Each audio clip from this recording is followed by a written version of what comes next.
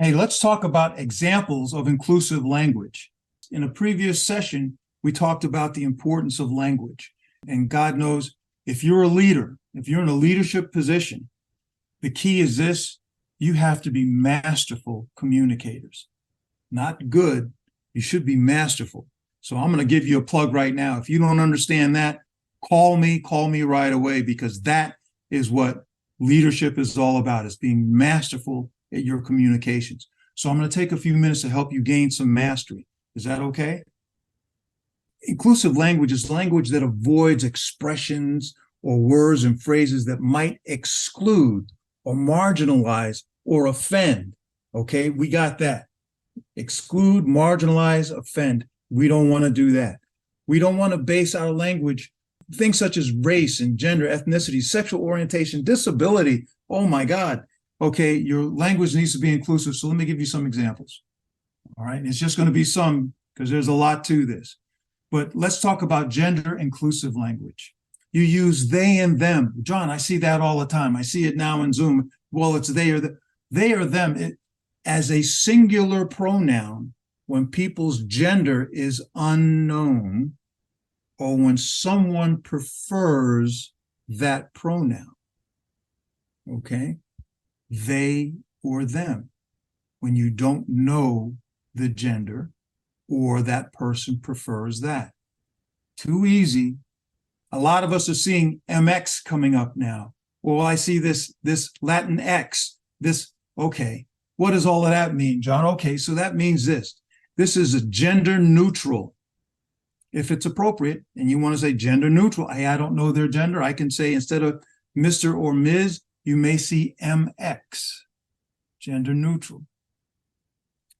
Okay, and the last one in this area, using terms that used to have gender: fireman, policeman, firefighter, police officer. Are you with me? Make it gender neutral. Racial and ethnic inclusivity. You want to use terms to refer to people's race or ethnic background. For example, you don't want to say, well, he's a black guy or it's a Chinese guy. No, it's an African American. It's an Asian American. It's a Hispanic American. Are you with me?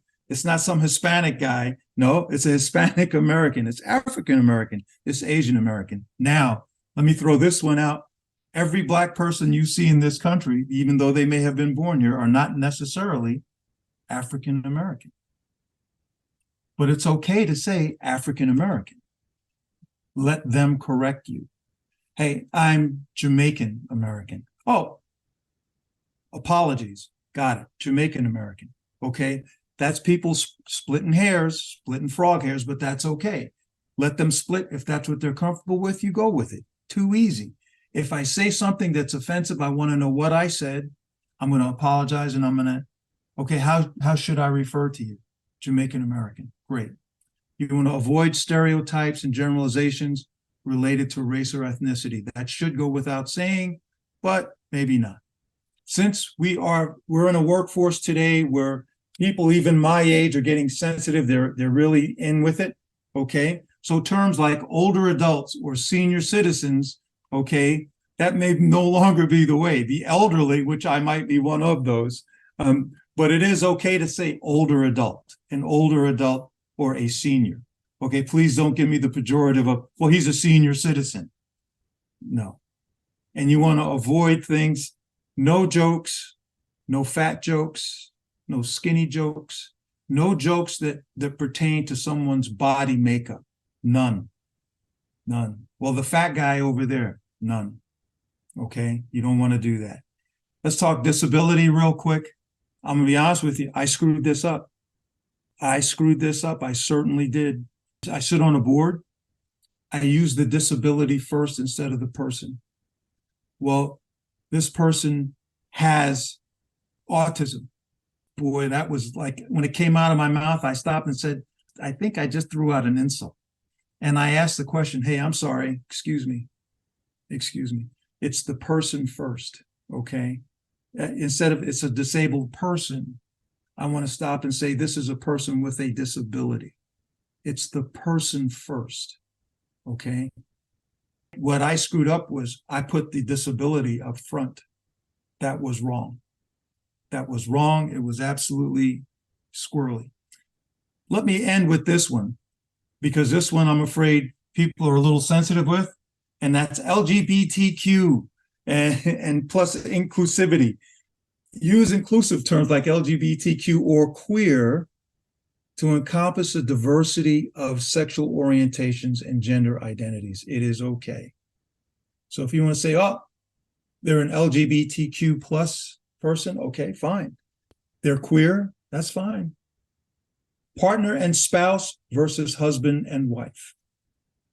Okay, that's the last I'm going to talk to you about this stuff. Partner and spouse, not husband and wife. Are you with me? This stuff really isn't hard. You get used to it. Okay, well, your partner, it's okay. And partner does not necessarily mean that it's a same-sex person. It's just their partner. Okay. I'm going to a wedding soon with a friend who I coached. He's a fabulous guy. He's getting married, and he always referred to his partner. Well, his partner is a lovely blonde-haired gal from Wisconsin or something like that. But I'm going to their wedding. But that's how he always referred to his betrothed, was my partner. Okay.